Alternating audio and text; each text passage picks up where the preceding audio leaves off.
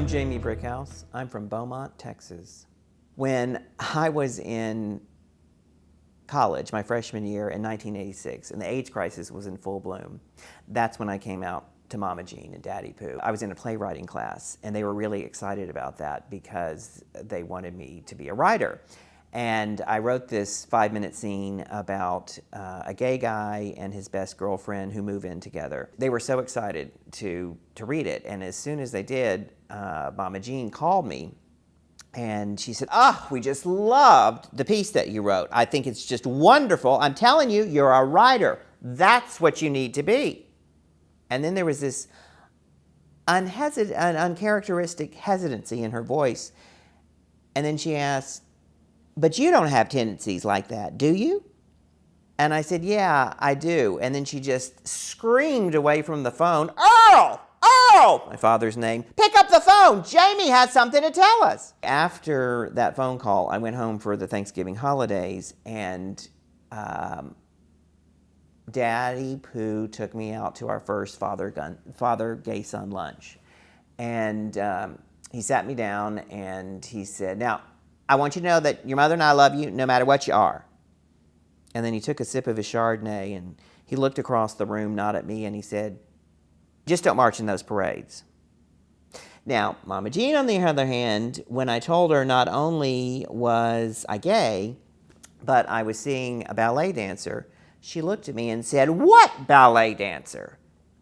And I thought I would impress her. And I said, "Well, you know, he used to dance with the New York City Ballet." "New York? Have you heard of AIDS?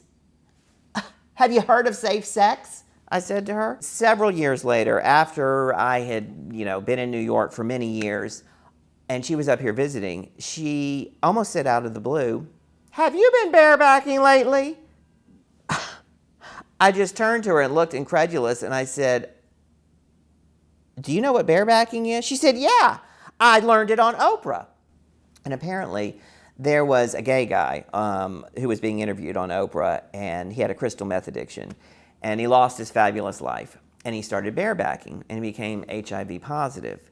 So flash forward to 2012, and that morning where I need to call Daddy Pooh. And the reason I need to get to him is that my brother is angry with me because I have refused to let him and his very large dog move in to my New York apartment that I share with my partner and our very small cat. He's threatening to tell Daddy Pooh my dirty little secret.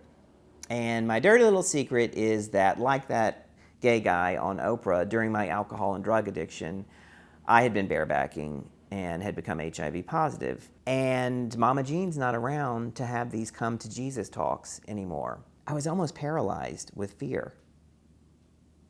And then my fear morphed into anger. And I said out loud like a soap opera diva, "I will not be blackmailed. I will not be made to feel ashamed." So I pick up the phone and I call Daddy Pooh. "Hey, is this Jamie Pooh?" "Yep. How's that book coming?" "Oh, it's coming along." "Well, hurry up and finish. I want it to come out before I die. I see on Regis and Kelly y'all are having some bad weather up there." I cut off his small talk and I asked him if he'd heard from my brother. He hadn't. And I said, "I need to tell you something." And I kind of hemmed and hawed. And then I just opened my mouth. "I never wanted to tell you and Mom, and all right, I'll just say it. I'm HIV positive. I have been for 10 years. And I never told y'all because I didn't want you to worry, and you don't have to worry. I've never been sick, and I take 1 pill a day, and I've never had any side effects." And there was just dead silence on the other end of the line. And then he said, "But you're going to be okay, right? You're going to be okay." And I said, "Yeah, that's what I'm trying to tell you. I mean, I'll die someday, but it won't be from this." "Yeah, that's what I've been hearing. They've got some good medications these days." And I said, "Yeah." I said, it's like a chronic condition, like diabetes, but it's better than diabetes. I mean, diabetes is a pain in the ass." And then he started to tell me which celebrities were on Regis and Kelly that morning. Done. Every now and then he would send me a clipping. He was always sending me clippings in the mail, and there was a clipping in there about some HIV meds, and there was his yellow Post-it note with his old man Spook House writing in there, and it said, "Is this the drugs you're taking?" And then one time I was down in Beaumont visiting, and he just casually mentioned that he was going to the annual Paint the Town Red Gala fundraiser.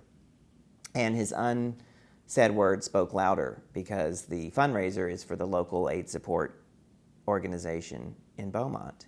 And about that memoir that he was so eager for me to hurry up and finish, he died before it came out, but I hand-delivered the manuscript to him a year before the book came out, which included my HIV status. And he read the whole thing and gave me his total blessing. He died knowing just about everything about me. And before I told Daddy Pooh that I was HIV positive, that I am HIV positive, I was in the closet about it. I had only told my partner and a handful of friends, but telling him liberated me. Now I don't give a damn who knows. Yeah, I'm HIV positive, I have red hair, and I'm 49 years old, and I'm from Beaumont, Texas, and I live in New York City. That's who I am. And I like floral print blazers.